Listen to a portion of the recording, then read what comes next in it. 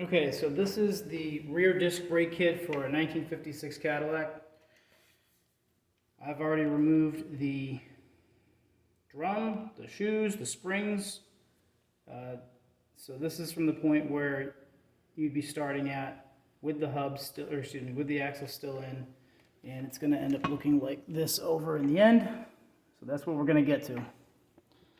So first you're going to start by taking the 4 9/16 bolts out from the back side here that are mounted to the backing plate.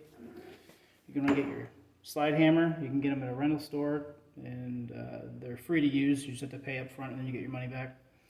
So we're going to get started by removing the axle after we've removed these 4 axle housing retainers.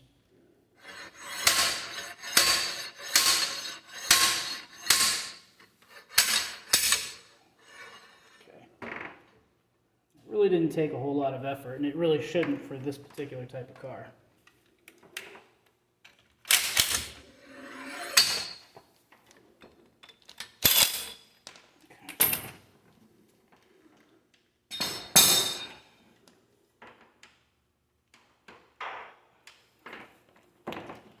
You want to be really careful when taking the axle out because you don't want to ruin the seals and the bearings on the inside.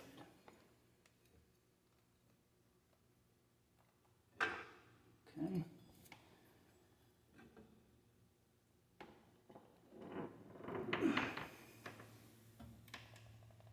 Alright. Just put this over the side, clean it up in a little bit.